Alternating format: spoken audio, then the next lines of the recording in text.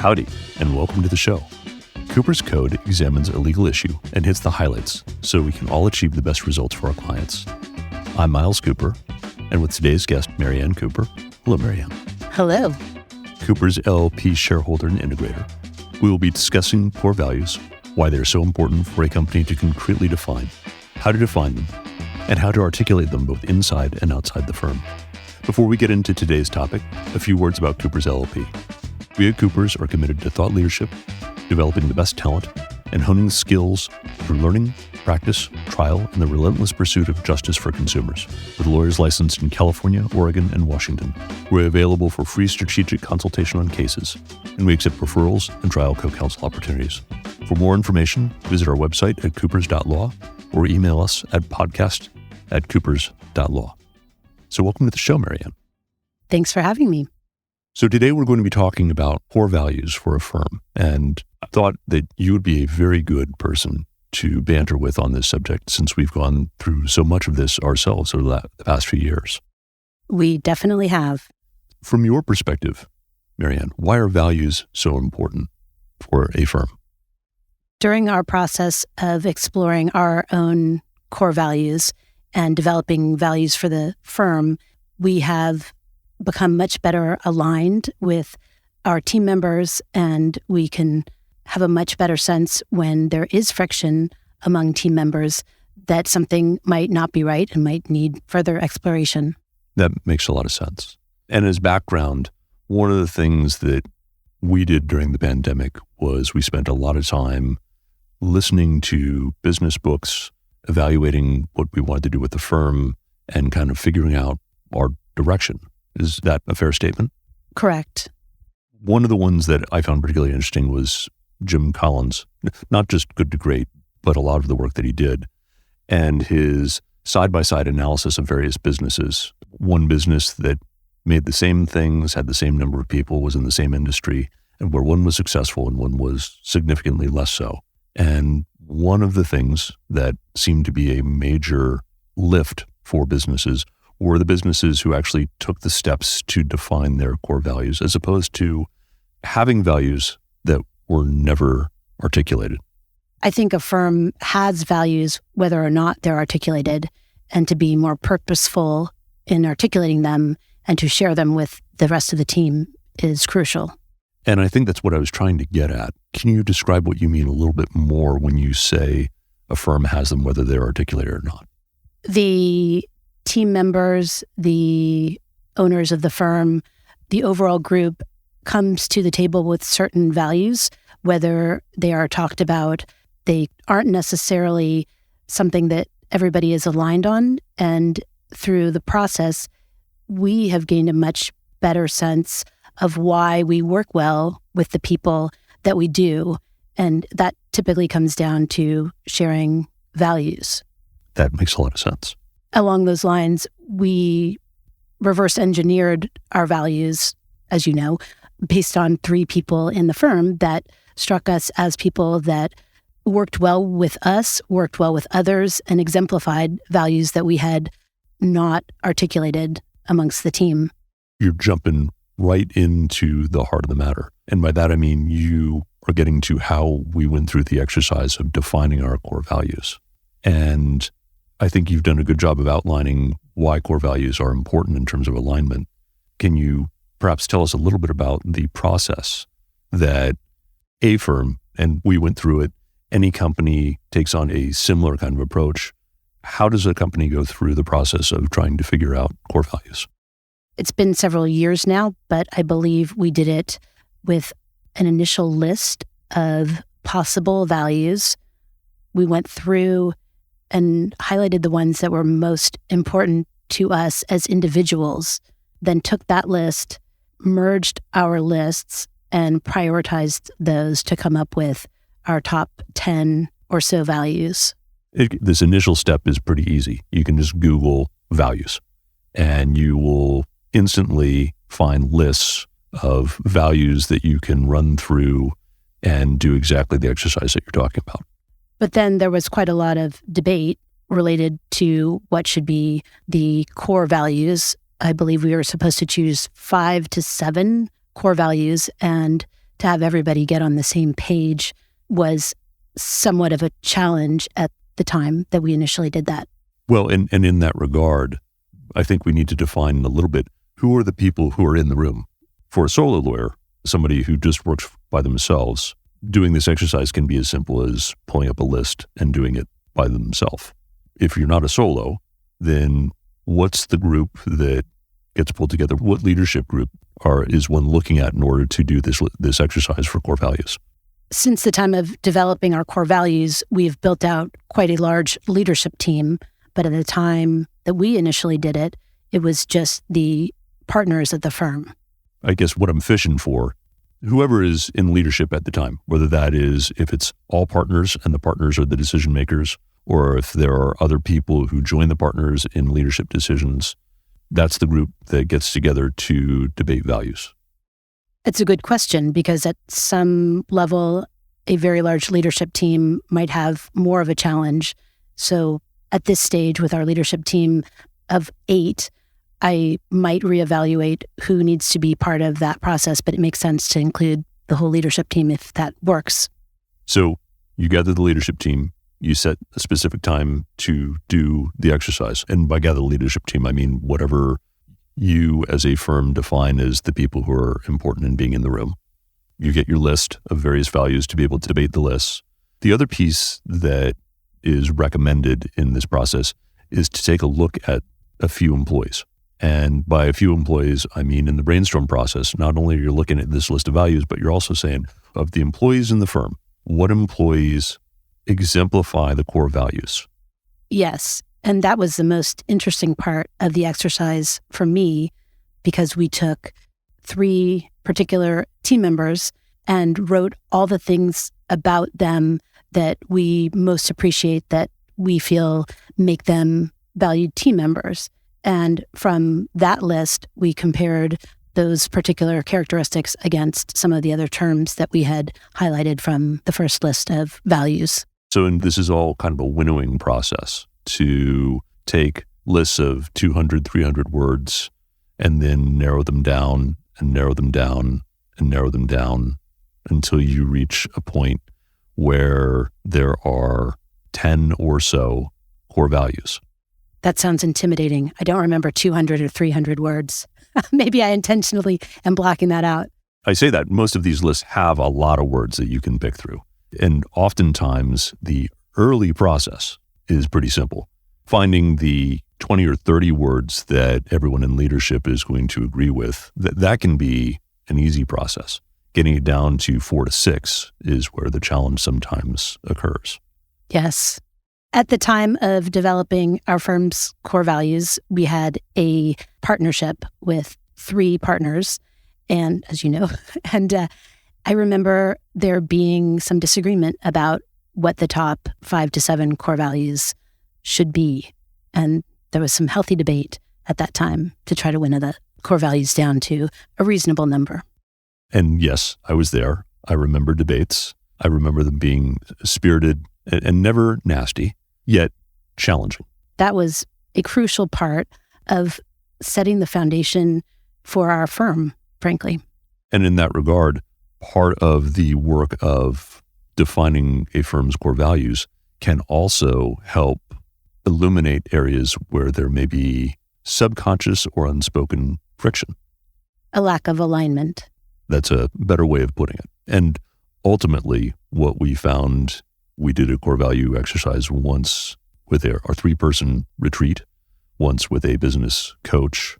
And in doing this process, we ultimately, both through the core values and through other discussions, came to the realization that we didn't all work together. We weren't, I think your word was, aligned.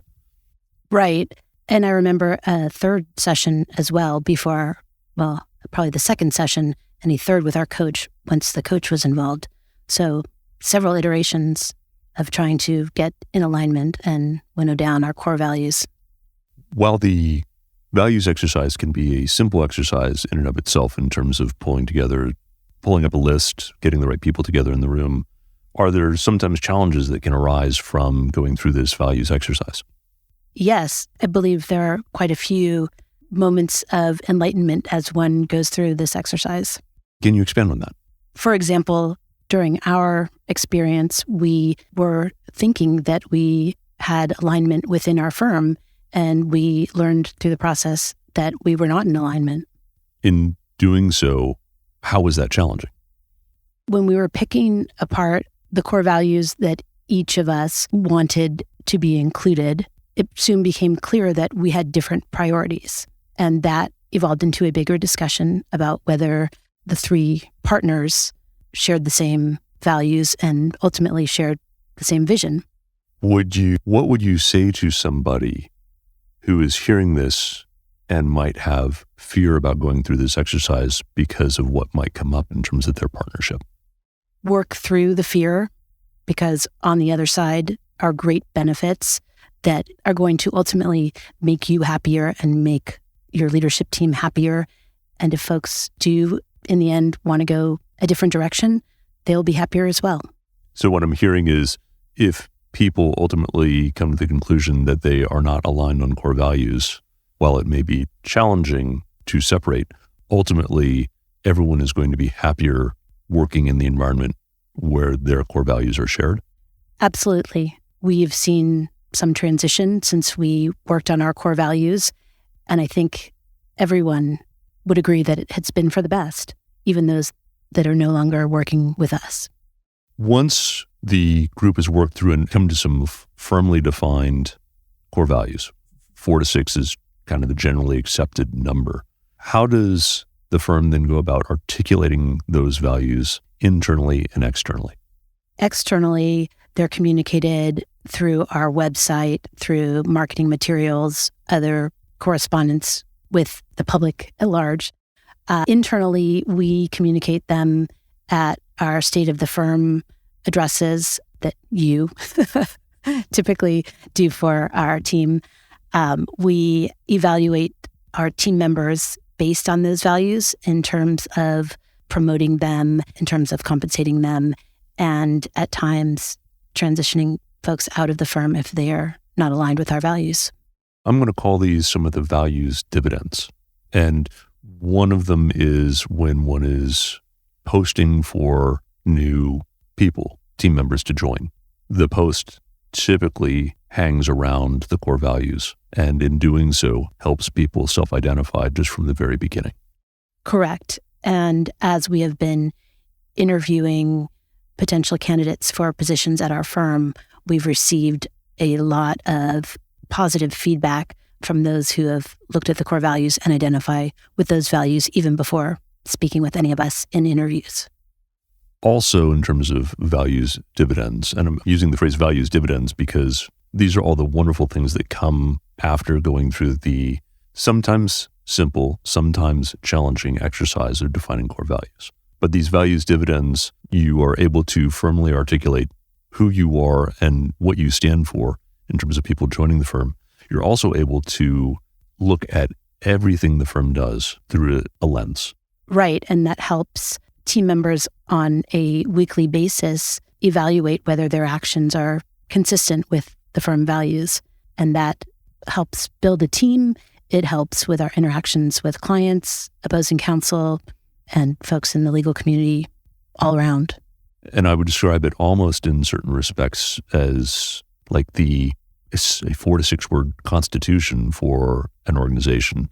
If they have a question about whether they should take on a client, whether they should take a specific action, whether they should do anything, if they can't make a decision about it, they have their core values as a framework against which to judge how to act. Right. And if they're going to take an action that's inconsistent with those core values, they can quickly conclude that that's the wrong action to be taking. What does the firm take any steps on a regular basis in terms of meetings where they have the opportunity to call out and identify actions or behaviors that are consistent with core values? Yes. As you know, we have regular weekly meetings in the various departments, and one aspect of each of those meetings is a segment where we announce headlines from the past week. And as we announce the headlines, we will often call out individuals using the core values that they have exemplified in doing what is being called out for that headline. So also in the category of values dividends, and this comes shortly after the core values are articulated internally. Once the firm reached its core values, did you notice anything about employees who weren't cultural fits? Yes. What did you notice? We very quickly noticed that friction that had existed within the firm related to certain individuals became clearer to articulate based on the firm values. Meaning, if we had a general sense that somebody was not a right fit, we might historically have been unable to explain why. With the core values, we could explain the areas in which the person may not be a good fit, could be a good fit for another firm, but not for our firm. Even before there was any sort of conversation with people about you may not be a good fit based on our values, did you notice that people started self-exiting once the values were firmly articulated? Yes. The more we talked about our firm values and shared those with our team members, the clearer it became that certain folks felt uncomfortable hearing what those values were and how important those values were to us as the owners of the firm. Their behavior seemed to change and, in hindsight, started to look to me like behavior of folks who didn't agree with those values necessarily or didn't want to prioritize them the way we had prioritized them and were essentially acting as if they no longer wanted to be a part of the team.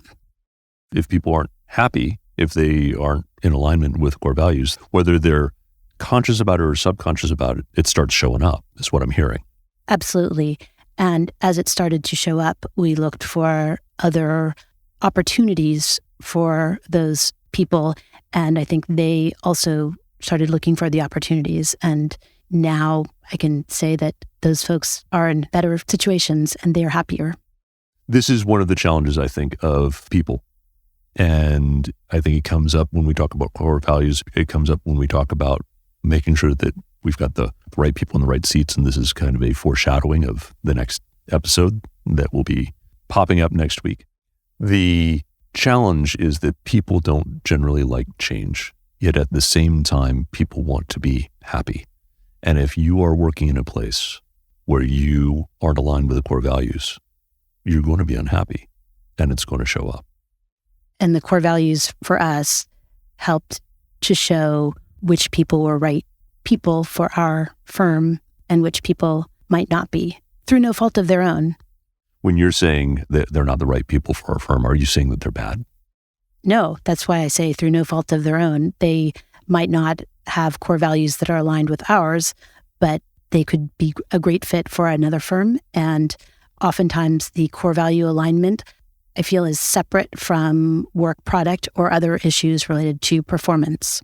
You're reminding me of one of my favorite learnings from older trial lawyers that I followed in terms of jury selection, where you would help somebody that you wanted to get off for cause by saying, Mr. Smith, with those deep-seated beliefs and your sense that you do not believe that people should receive money for pain and suffering, it sounds like you would be a good juror for a different case. Would you agree with that?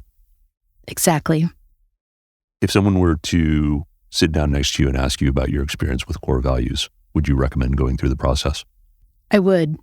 And why? It has helped us to focus on what makes for a good team member in our firm. And we have built so much around that piece. Our team has come together in ways that could have never imagined 3 years ago. And I don't know that we could have gotten to the same place without spending time and effort developing our core values for the firm. As we come towards the end, I believe, of our discussion of core values, is there anything else that you think people should know about the development of core values, the challenges they may face, and what we've referred to as the values dividends? We could talk about this for days, weeks, months, but I think that about covers it. Well, with that, I am going to issue a call to action to all those who are listening. At this point, I would ask you to pause the podcast take a look at your calendar and find 2 hours in the next month to set aside to go through this exercise. And you will not be unhappy from the result. Thank you for listening today. Please email us at podcast@coopers.law with questions, comments, feedback, and any suggestions you have through your own experience with core values. Like what you've heard, share us with a colleague and leave us a 5-star review on your podcast platform of choice. To all of you doing justice out there, happy hunting.